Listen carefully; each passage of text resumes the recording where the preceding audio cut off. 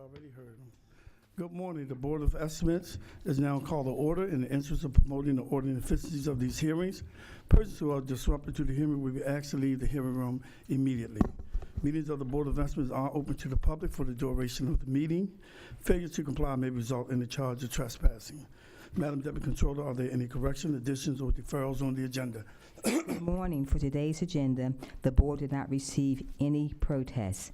We have certain items that will be deferred, and I'll read those now. Page 1, for the first deferral is for page 12 for 1 week. Then pages 22 to 23 are being deferred. Pages 30 to 31 are being deferred.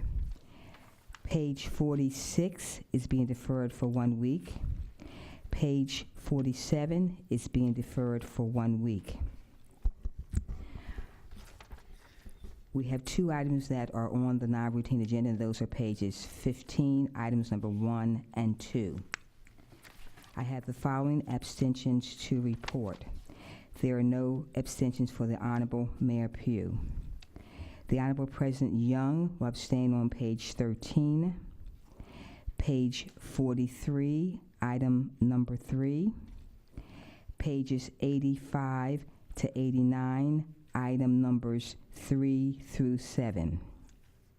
In addition, the Honorable President Young will vote no on pages 53 to 55, item numbers 1 and 2.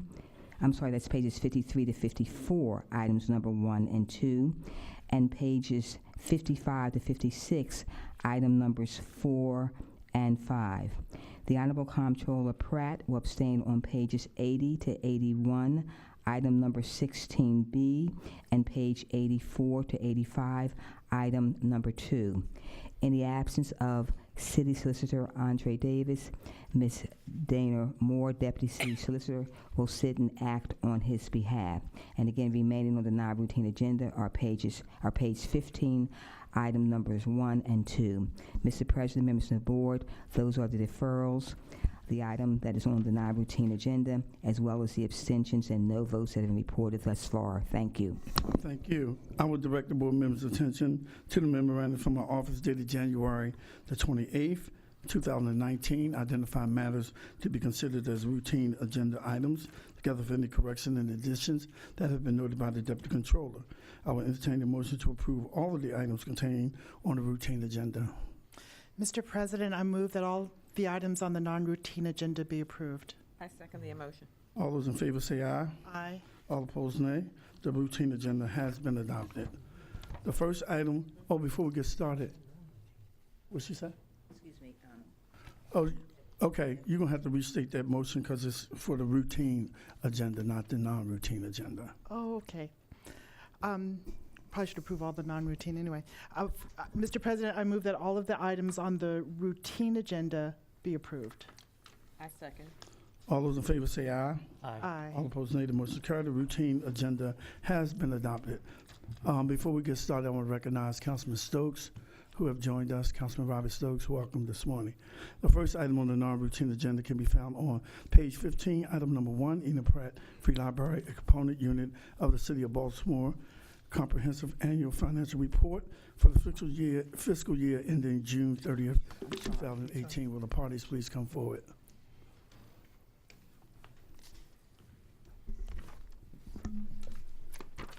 Good morning. Good morning, honorable members of the board. Audrey Askew, City Auditor. If you turn to page 2, the Ena Pratt Free Library received an unmodified opinion. They had no findings. Mr. President, I will not speak on behalf of the library, but I will say as the auditor that the library took your concerns, your comments very seriously. At the end of 2017, you noted some items that you wanted them to make some changes to, and they worked diligently to make those changes. As I will say that your concerns and your comments were addressed successfully. The Department of Audit placed an experienced financial audit team under the direction of Trayvon Tillman to ensure the successful completion of the audit. The library hired an accountant, Victoria, which is to my right. She has extensive public accounting experience. She was instrumental in ensuring that the library operated in accordance with standards. One of the primary prior year's audit concern was the need to hire an accountant and purchase accounting software. Although the library has retained the same software, they have learned how to use the existing software to its maximum capacity. Overall, again, we are very pleased with the outcome, the turnaround of the operations. No findings, no issues. We ask that the library continue to build on this progress. Thank you. Yep, Madam Mayor. Let me just say to the library, you were here last year, Yes, ma'am. and we thank you for taking it very seriously. We ask that you employ someone who would assist you in this effort, and obviously, it has paid off. Thank you. Continue the good work. And I would just like to commend you for taking the issue seriously and getting an unmodified and no findings. That's you to be commended for your progress. Thank you. And we would like to thank Ms. Askew and Mr. You I'm can hold sorry. the mic up. We State would your like- name. State your name. And hold the mic up. I'm sorry. Stanley Ostremski, the Chief Financial Officer at the Pratt Free Library. And we would just like to thank Ms. Askew, Mr. Tillman, and their team for working hard with us and continuing to advise us as we go down our journey. And we're a work in process, but it's unmistakable we're going the right direction. Yes, you are. And we Thank you. hope that our other agencies are taking heed, because we do these audits for specific reasons, and that is audits are done to provide opportunities for correction. And we shouldn't have to see the same thing over and over again. And I know how the library has struggled over the years, so we thank you. And so again, I hope this is a lesson to all of our agencies. Thank you. Thank you. The order has been noted. The second item on the non-routine agenda can be found on page 15. Item 2, Baltimore Police Department biennial performance audit report, fiscal year ending June 30th, 2017, ends 2016. Will the parties please come forward? Good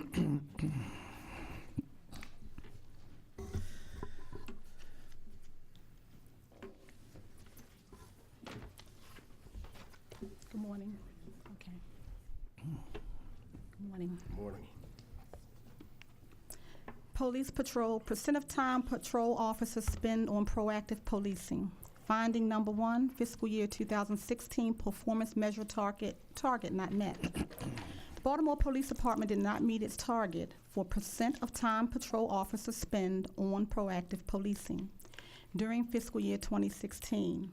Based on the information contained in the fiscal year 2018 budget book, BPD reported actual percentage of time spent proactively policing at 14%, yet the established target was 40%. BPD did meet its 2017 target. Since BPD met its target in fiscal year 2017 for the percent of time patrol officers spend on proactive policing, we recommend the police department continue with its plan. Okay. Good morning, everyone. Deputy Commissioner Bonaparte from the Baltimore Police Department. Yes, we have we're making strides in these areas. We recognize our deficiencies that has been reported. A lot of these issues were obviously related to staffing shortages that the agency has experienced. Moving effectively, actually this Sunday, we'll be moving to a new staffing shift for the entire agency. Which will essentially help to do better performance as it relates to proactive patrolling. Other steps that we have done have been to increase the telephone reporting unit, which is actually working 24 hours, 7 days a week, essentially taking calls for service that normally a police officer would have to respond to in the field. This way they're able to intercept those calls at our communication center, and those reports are being actively done over in the communication center by police officers. In addition to that, we also have the online police reporting that's also into effect, as well as members, the citizens can also report to the districts as well to make those reports. All of these things make us more efficient. So 2 things that we look at, obviously, is our current staffing and patrol, which we know is very important for us to be able to prevent crime. So we're working towards sufficiently staffing patrol, a better work schedule for the officers, and we're expecting to have better performance measurables as it relates to that. What's the new staffing shift? Ma'am?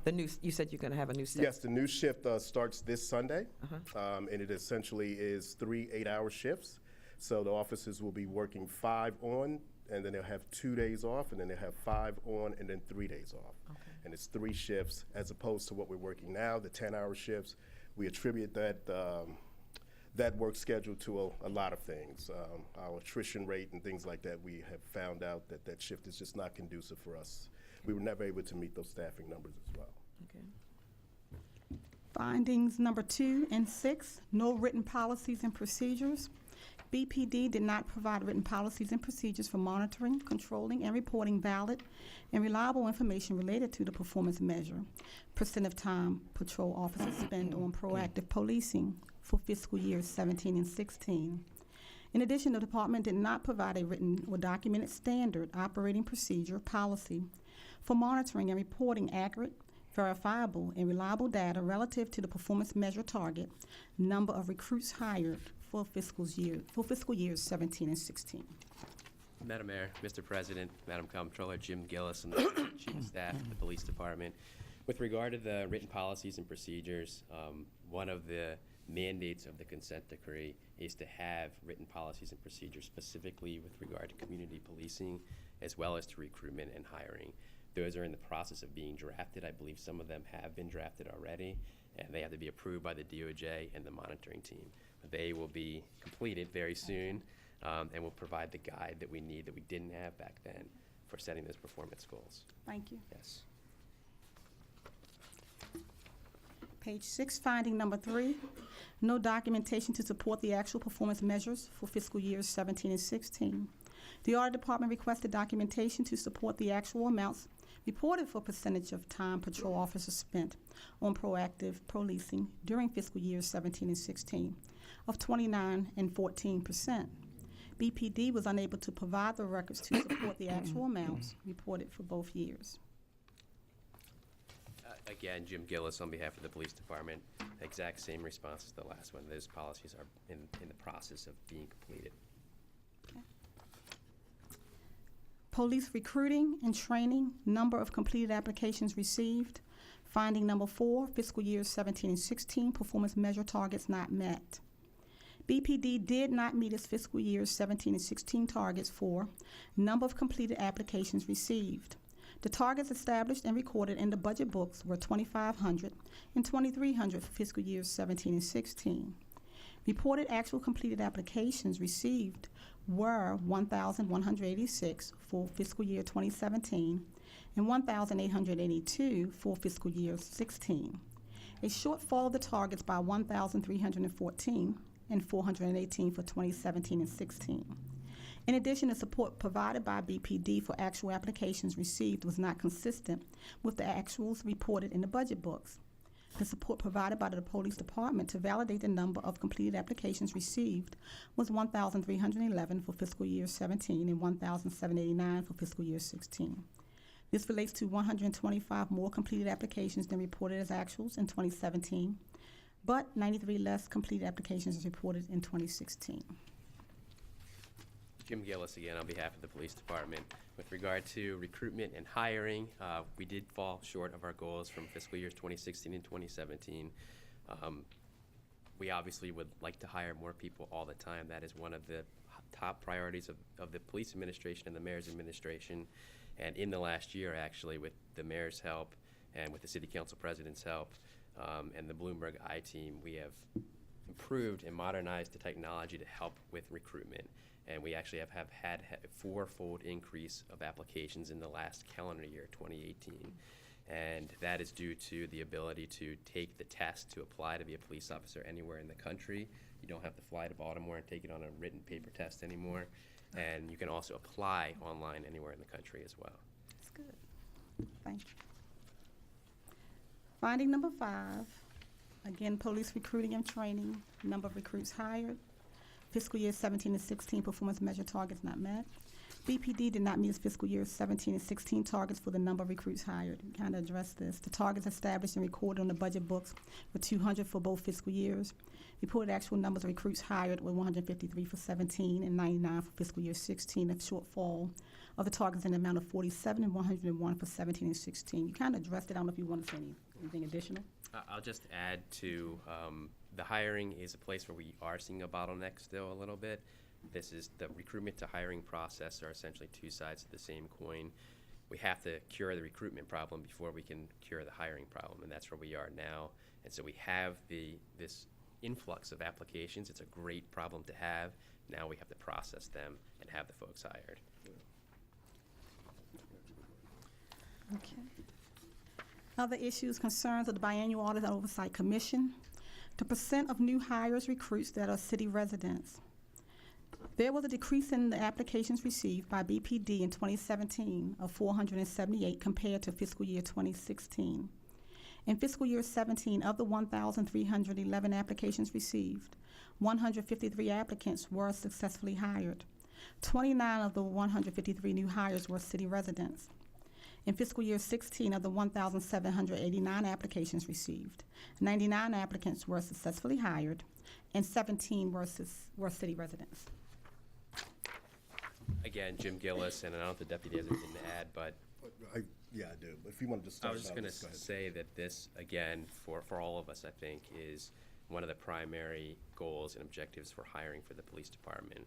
And while we have not been where we want to be in the years past, and we are still not where we want to be with regard to hiring city residents, we are trying to address the issues that we are finding to help people get hired from the city.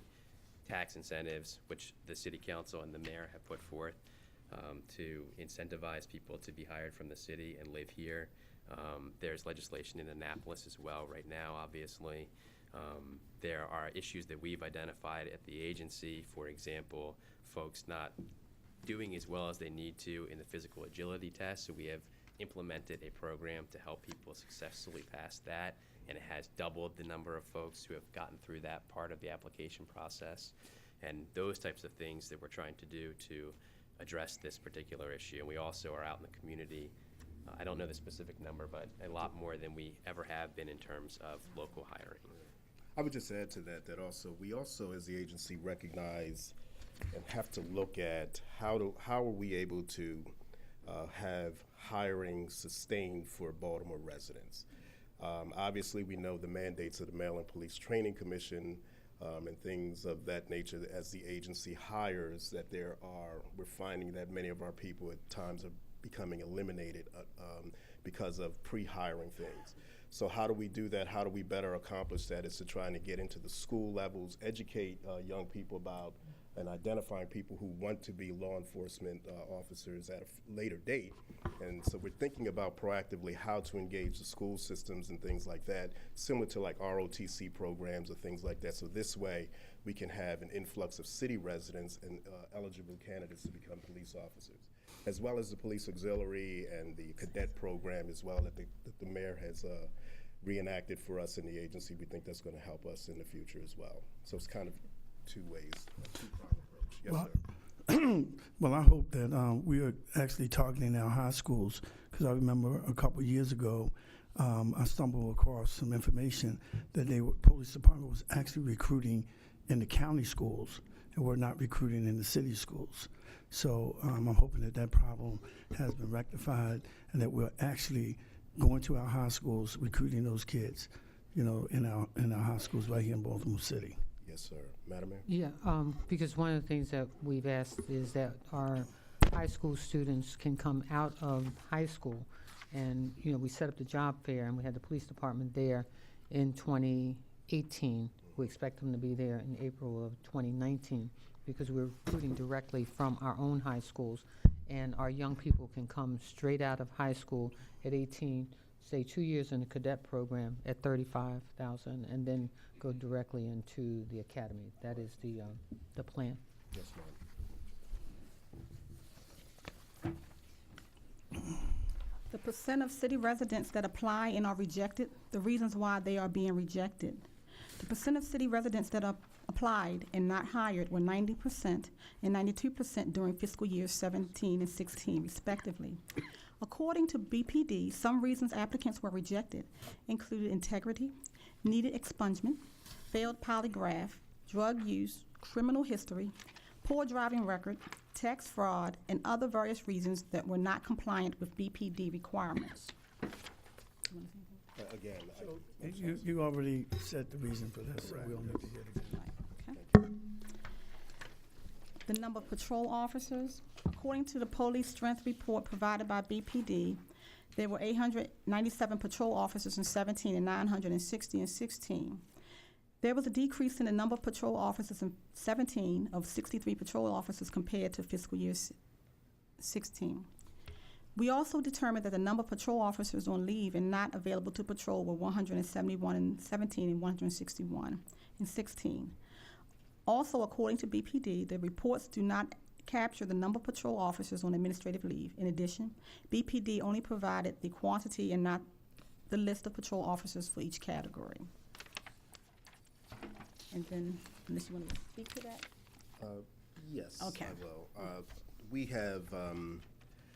We have certainly emphasized a patrol-first agenda here within the agency, recognizing that patrol is the most important part of the agency right now. We are, as an agency, are going over a civilianization effort, whereas we are taking police officers who are doing administrative functions and we're putting them back into patrol. There's a comprehensive plan that has been developed and being submitted, working with the mayor's office as well as finance to try to convert some of these positions into civilian positions. So we know that that effort is underway, and we're looking towards staffing patrol at a desirable level so that we're able to provide better service to citizens.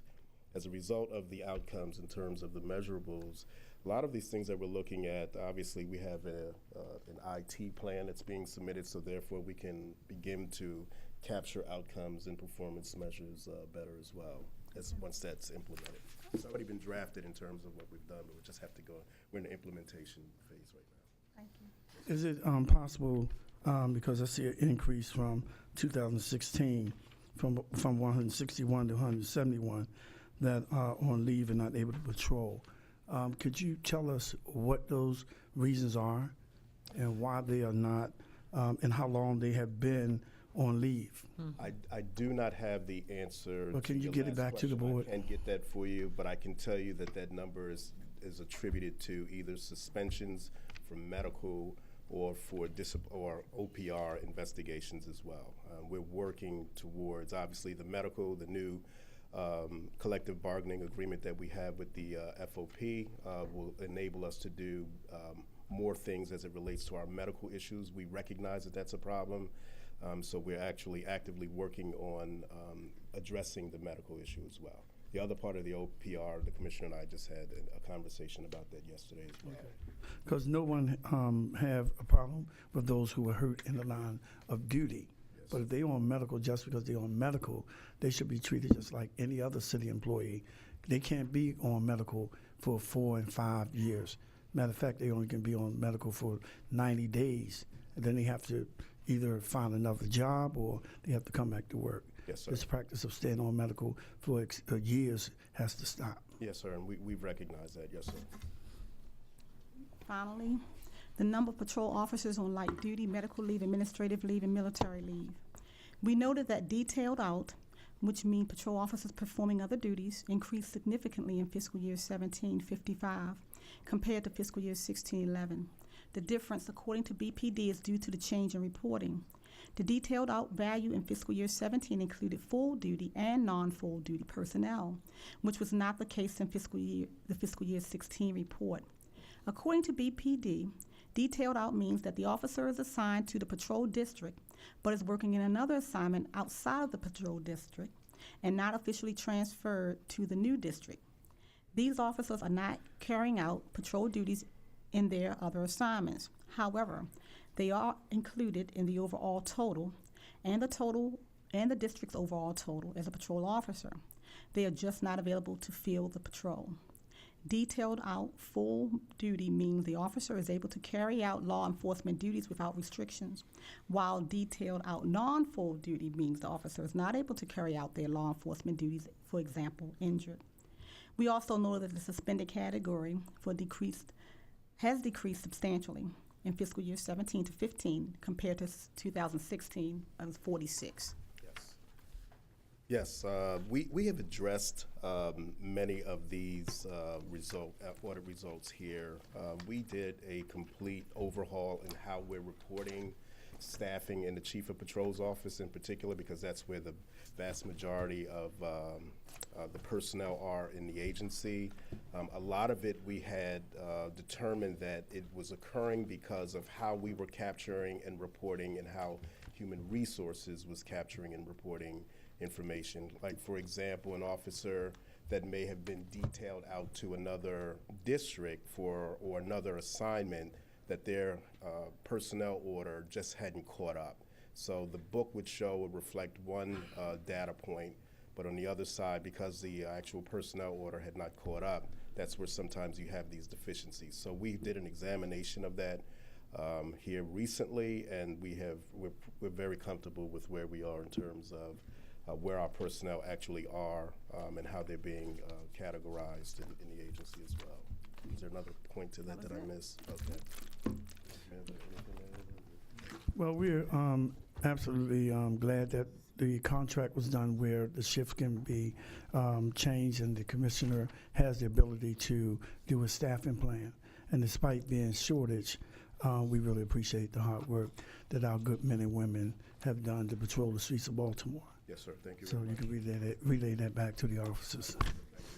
I'd like to also add, Mr. President, that there are quite a few things that have been done, especially through 2018, because there are a lot of things that we recognize. One, not having the application online, and now we have to manage the pain of more applications, where you were getting 50 applications a month, and now you're getting 60 to 70 applications a week. So that may, even in your staffing development plan, there needs to be some consideration as to what is needed to onboard individuals into the police department. The cadet program is designed to help us to increase more Baltimore City residents becoming police officers, as well as the new recruitment campaign that I know that you all will be implementing thanks to the work of the Bloomberg team, and how we're now engaging the community involvement in helping us to help more individuals become police officers. I think the new tests will also be helpful. The one that we implemented in November the 2018, we introduced it to help us to become more community-oriented, and also constitutional policing was included in this particular test. So we think that that will bode well also. I also would hope that we would take in consideration all of the things as it relates to this particular audit, but also how do we get to where we need to get to. And I think Deputy Commissioner Bonaparte, you and I have had this discussion around, the percentage of who should be on patrol, and, the freezing of hiring of police officers for about 3 or 4 years, helped to create a top-heavy organization. And that's not to say we can't make use of folks and put them in the streets, because I know that we will. But at the same time, I think the other thing that we're creating, Mr. President, Comptroller, and members of the board, is a plan to keep folks in patrol, because patrol is the backbone. And so we're looking at when police officers come out of the academy. It's like when they come out of the cadet program, now you're going to the academy, so there's a bump there. And our goal is to keep people in patrol for at least 4 or 5 years, but that has to be made as great of an opportunity as any other opportunity in the police department. So those things are working out as well. But I also want to say thank you to the FOP as well, because this contract was, I think, 3, 4, 5 years without getting us back to a schedule that I think is going to be more meaningful to the public. And so to the FOP team and to everyone who was engaged in this effort to get us this contract that will put more people in our streets and in our communities protecting our citizens, I think will bode well. And so I'm really grateful to see us continuing to work together. I'd also like to add, Mr. President, Comptroller, members of the board, that we put computers in all of our police cars, and I know that that's making a difference. Yes, ma'am. In terms of how you all are able to respond to the citizenry, and also not have to come back to the police department, because that's what they used to have to do, is go back to their various jurisdictions and fill out paperwork and then go back. This way the paperwork can be done in the field and transferred to headquarters. So let's keep up the work. Thank you. Very well said. Thank you. Any other comments? Thank you. There being no more business before the board, we will recess until bid opening at 12 noon. Thank you.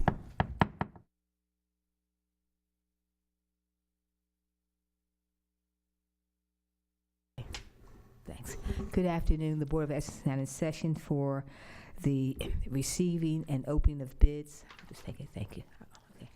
I'll come back to you in a second. I'm doing this. We have 2 addenda to read for today. The first is GS 15804, Police Headquarters Fire Alarm System Replacement. That bid is being withdrawn. The second addendum is for B50005580, Enterprise Support Staff. Please change the bid due date and the bid opening date from January the 30th, 2019 to March 6, 2019. Those are the addenda for today.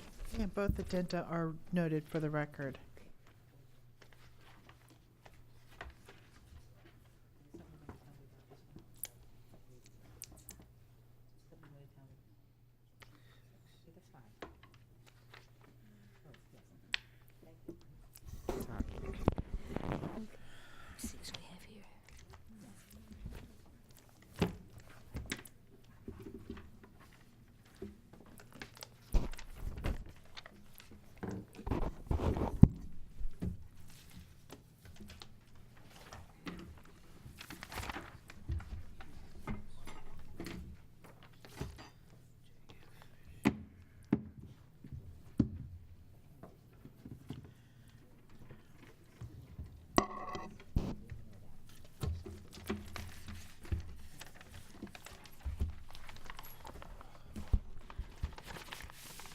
GS 15837, Hanover and Austin Fire Facilities, former Truck 6 renovations.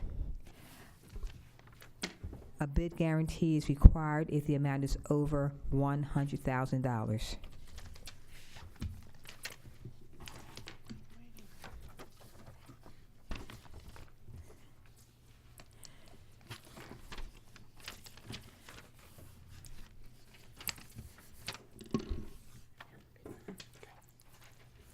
That's page 301, right? You want it close to the front.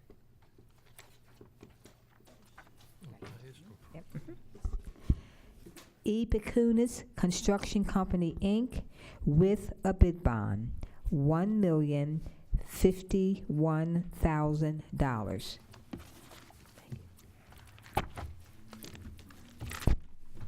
That's with the bid bond. With the bid bond. I said with a bid bond, yes, sorry.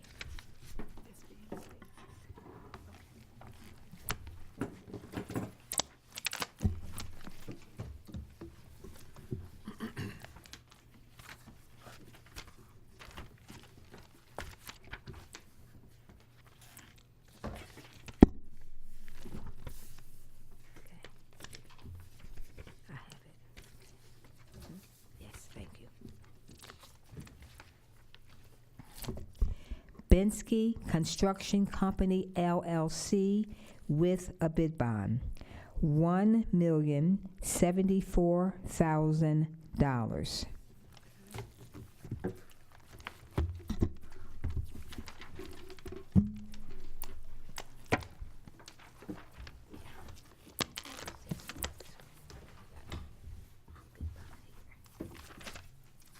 We got the bid bond.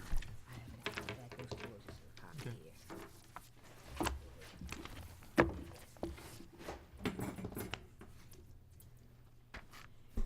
C&N Associates, LLC,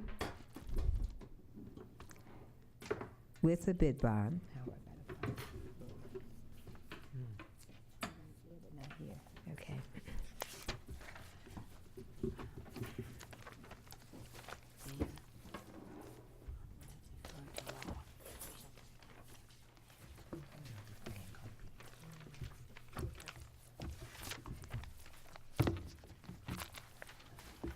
Let me write this down just 1 second.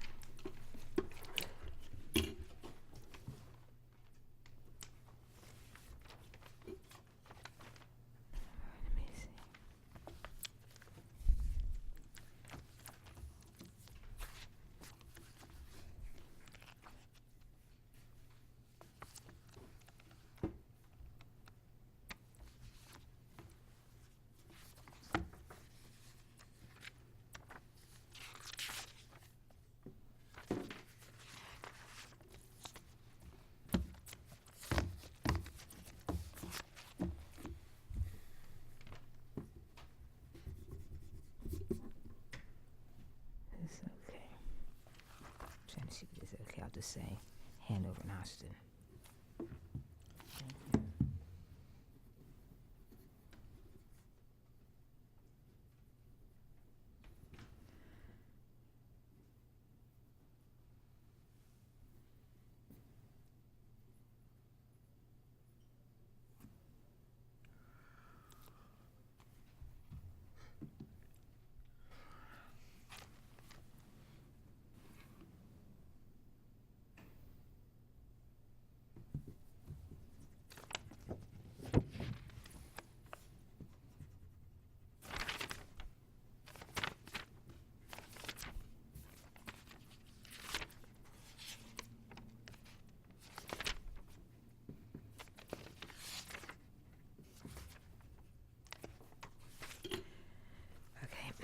I make a motion that we refer the bid of C&N Associates LLC to the Law Department for review.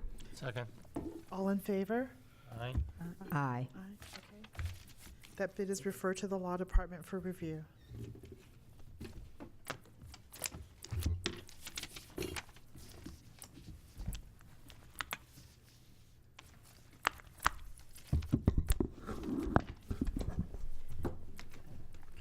Thanks. I think it's two different bids.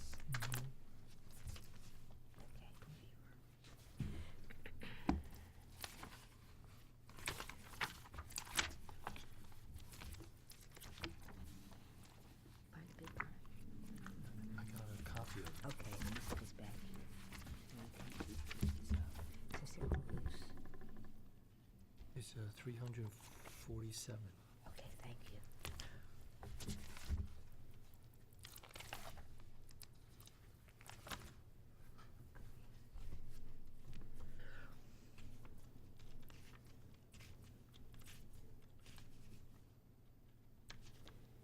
There's gonna be nothing here. See, mine goes from there to there. Let me look in the front, maybe it's stuck there somewhere. In the front part.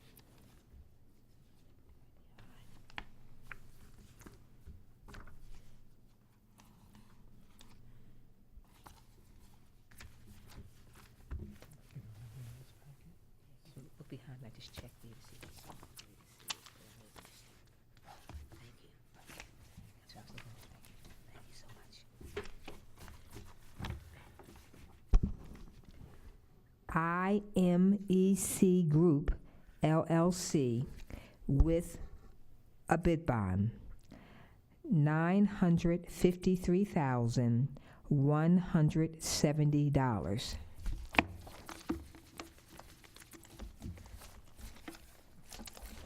Here's it.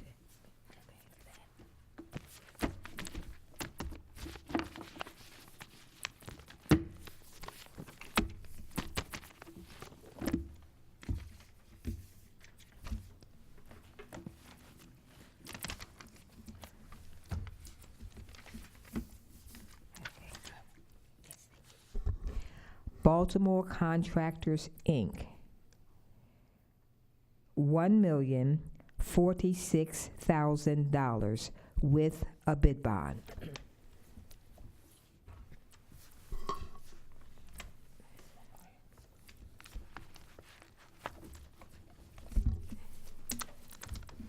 Okay.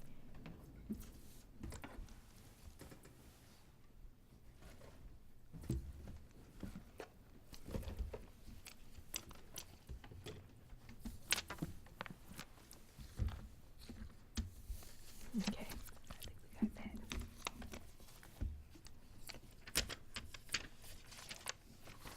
We got it. Plano Cowden LLC with a bid bond, $956,000.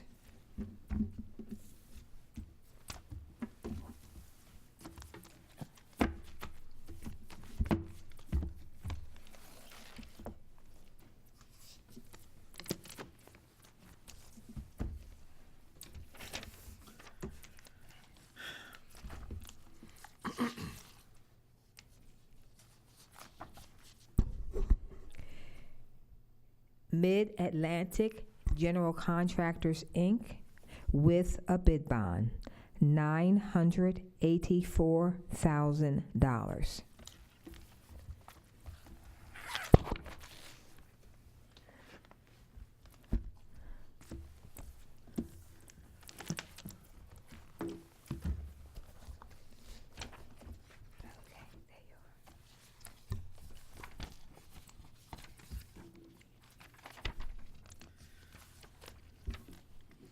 Because mine is blank. Okay, good, thank you.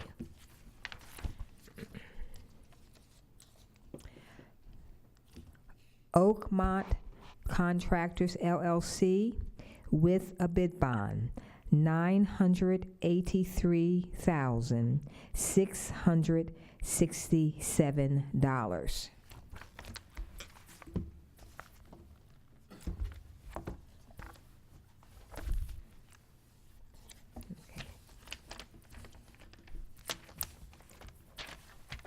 Sorry.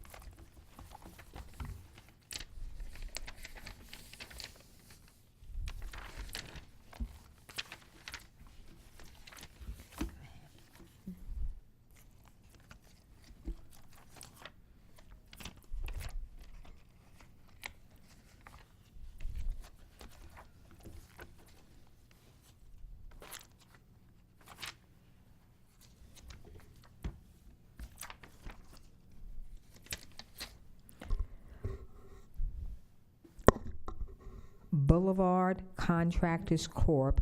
with a bid bond, $1,124,985.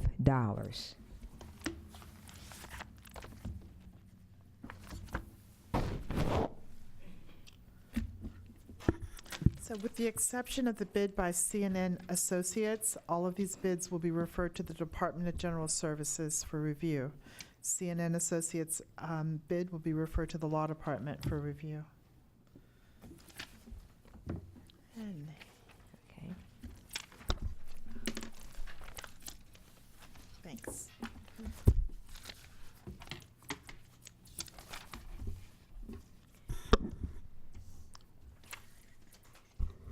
GS 15838, City Hall elevators renovations.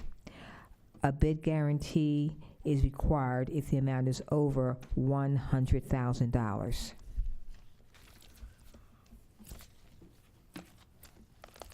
Okay, looks like it's in here.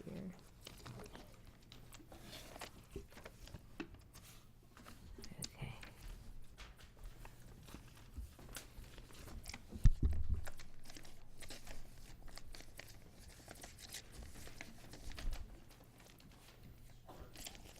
Excuse me, sir, could you put that chair back against the wall?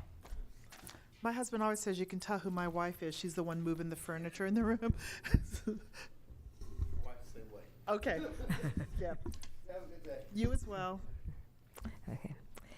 GS 15838, City Hall elevators renovations.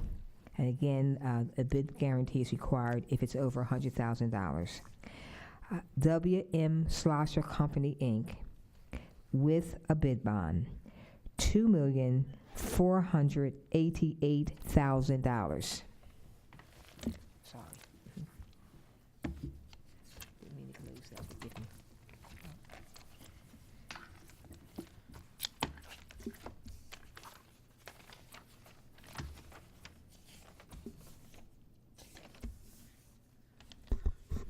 Okay.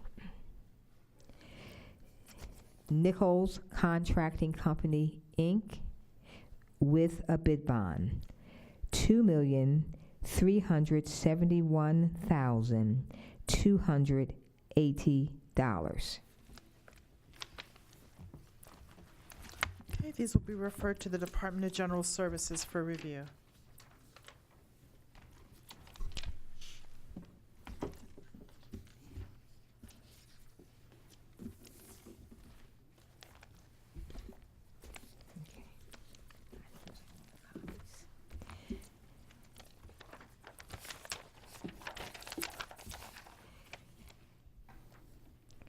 B5000,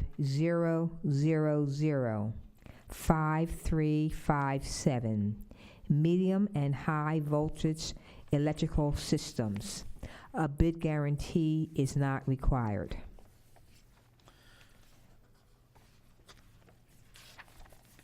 Okay.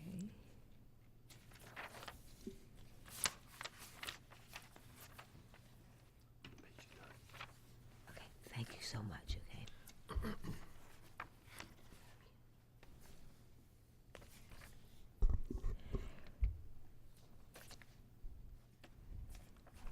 Okay.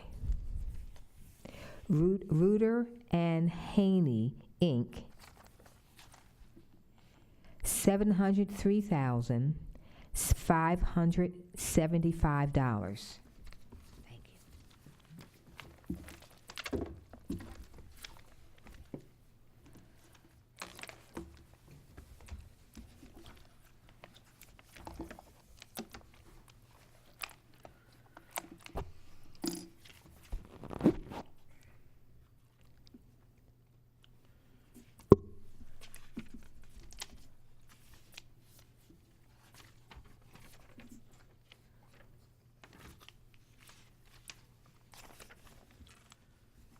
Okay, yes, page 30 again, page 30, okay. Blue Star Technologies, Inc., $317,350. It's 317. $317,350. Okay. Thank you. It's my ears. Thank you. These will be referred to the Bureau of Procurement for review.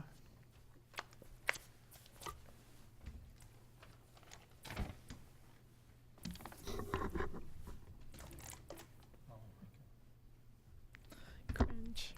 We'll start with this one. This is closer to us. Okay, let me get my page out.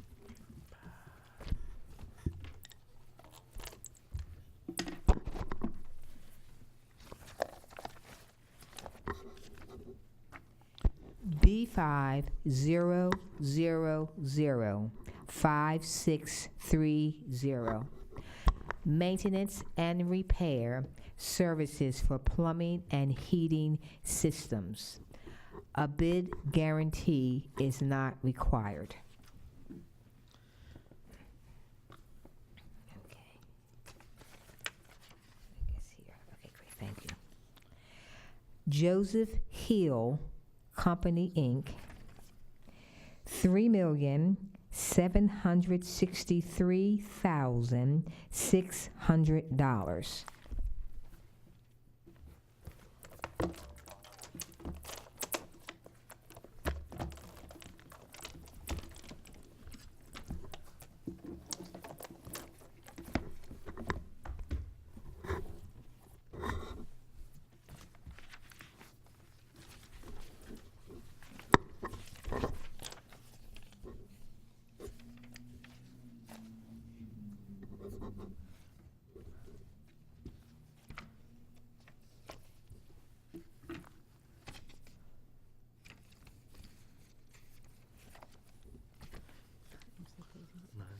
Okay, thanks.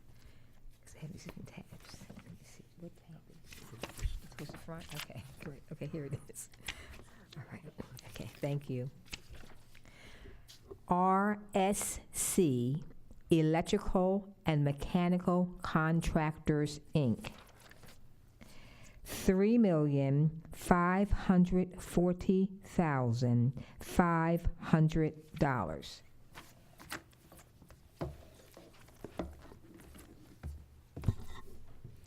It's going off in the hallway. I don't know what it is. I think.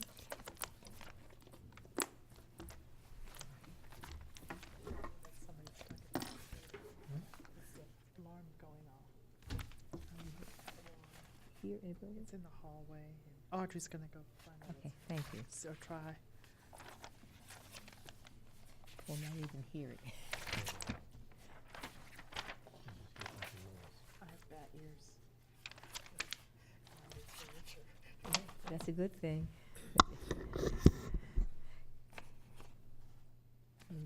original? I can't tell if I have the original, you have the copy, because mine looks like, I think, they both look full. Okay, great. That was on the bottom, okay, here they're the same. Okay.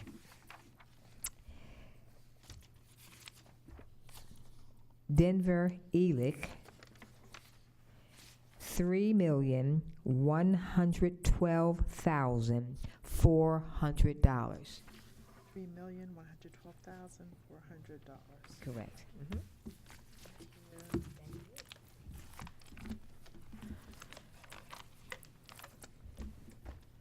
Okay. I think this is two separate bids. Put this one back.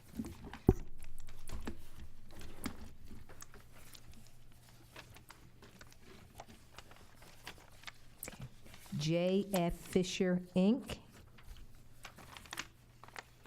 $3,571,825.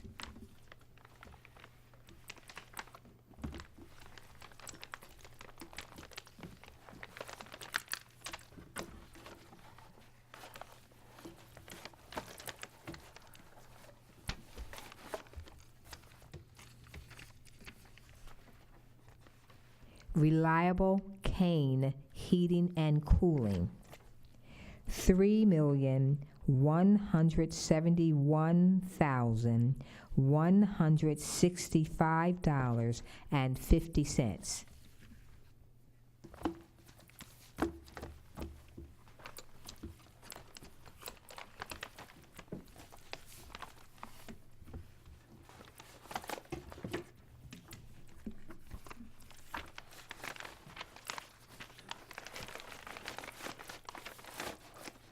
BMC Services, LLC, $3,255,050.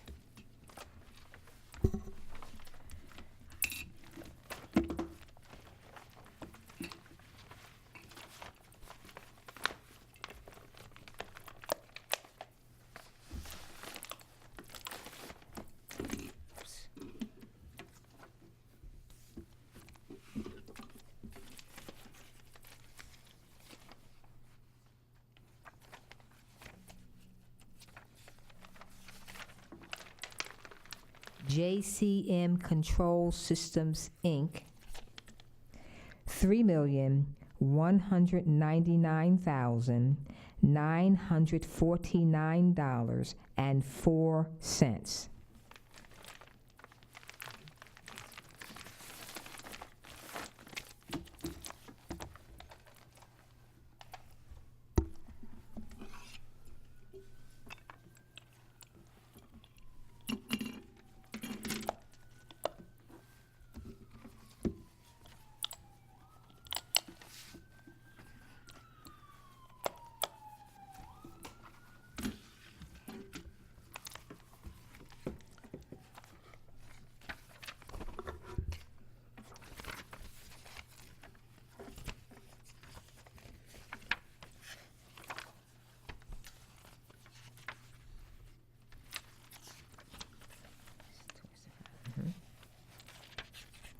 Kelly HVAC, Inc., $5,086,250.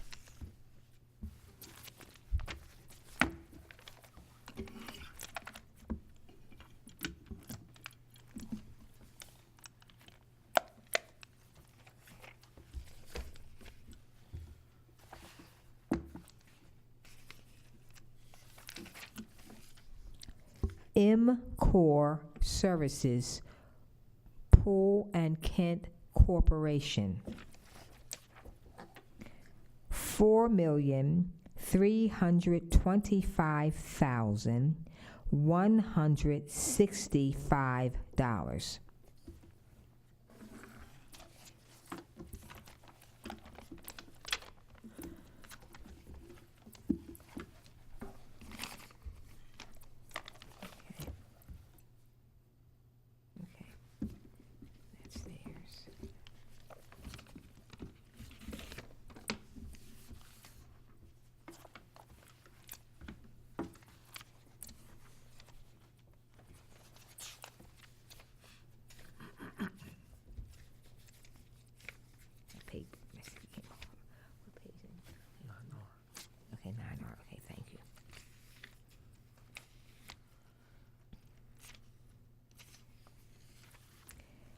Langenfelder Mechanical, Inc., $2,785,400.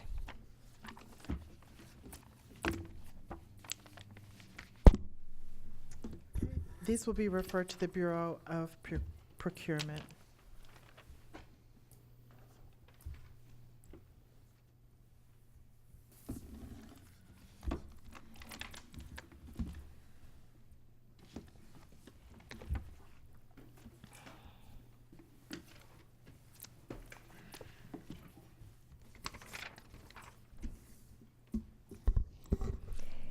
B50005640, crawler dozer. 5% is required for the bid guarantee.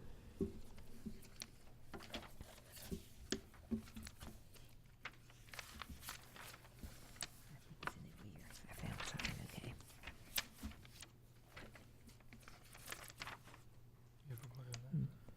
Yeah. Did you find it? Yes, at the very bottom. I found one.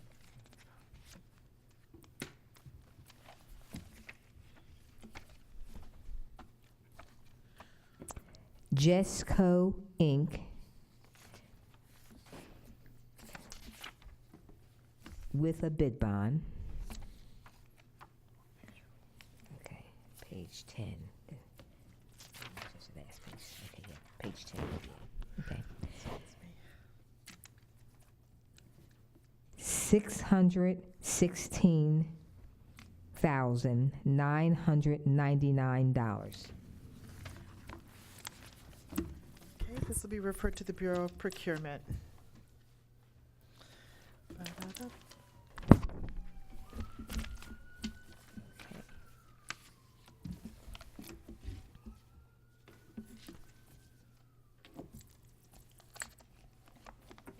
Check the name.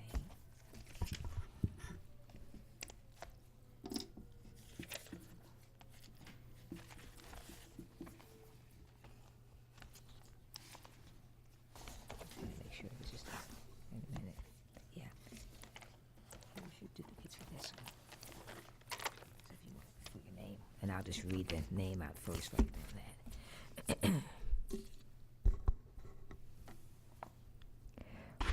B50005641, 8 cubic yard concrete mixer truck. A bid guarantee of 5% is required.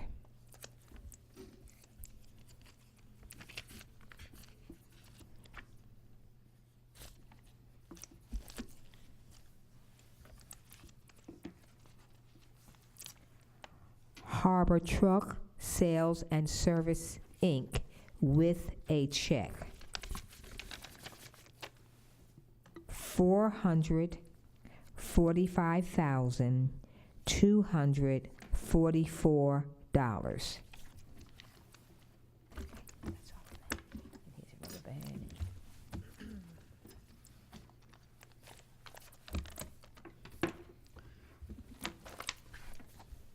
Okay, got the bid bond for that one. Okay, yeah.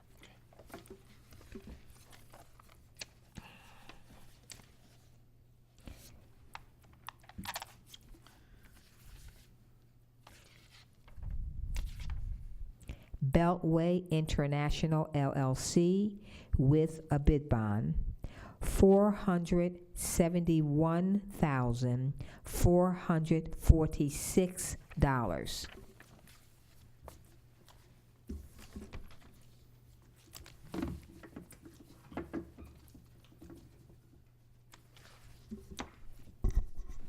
Okay, this will be referred to the Bureau of Procurement for review.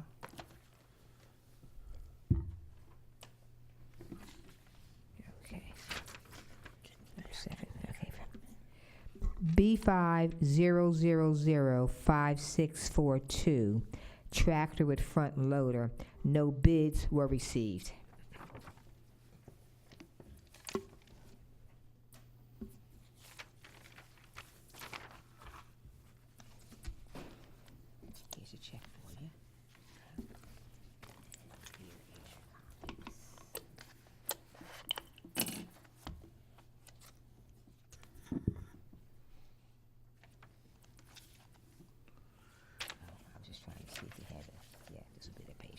something ready for you.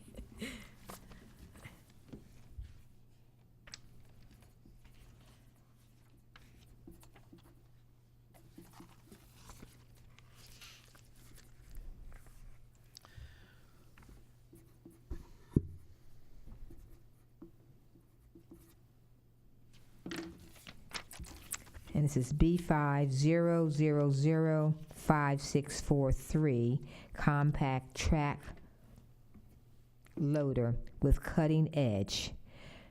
A bid guarantee of 5% is required. Corelli Inc. with a check.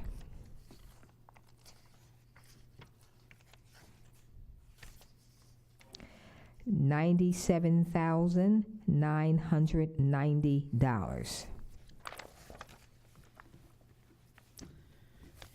This will be referred to the Bureau of Procurement for review.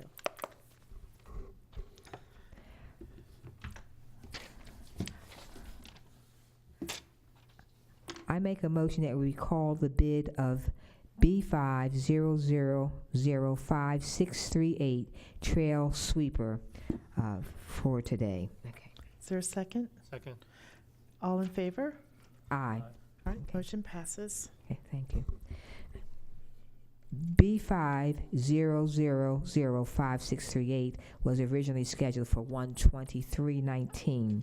However, one of the bidders' envelopes bore the incorrect bid number, and that bid number was B50005635.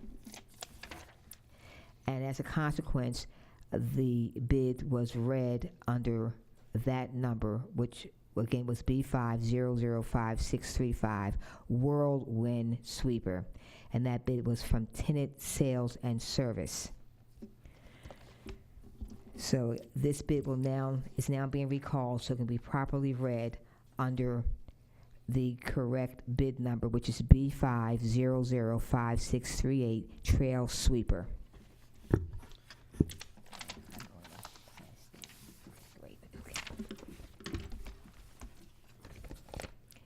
And the bid that was submitted from Tenant Sales and Service Company. So again, for B50005638 Trail Sweeper.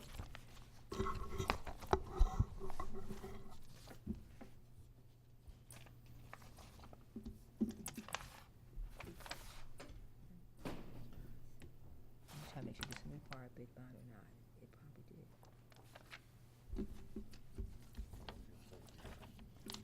I'm gonna look real fast. I think it should have required one. Because see, you have it. And you have it. They had one. I just don't see it right now, so I'm gonna. All right. Let me pass. I'll give you the sheet already. Okay. Yeah, I've got the sheet. Thank you. Tenant Sales and Service Company. Let me see if they gave me the duplicate. Here's a copy.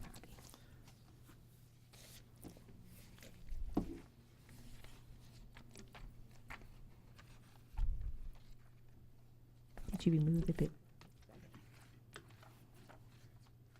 Maybe I'm still looking for it.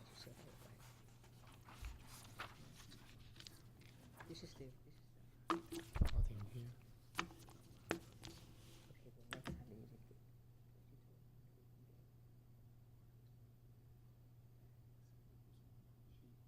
Okay, well, next time they use it.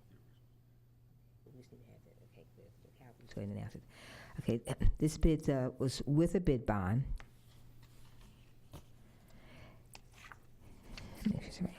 And the amount is $239,404.38.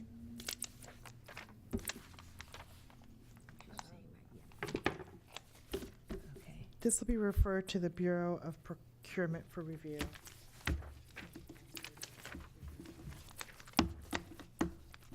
Okay. Thank you. All right.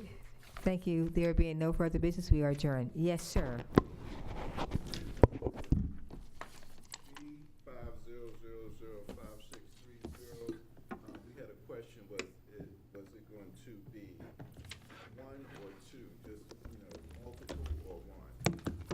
not able to answer that, that would be up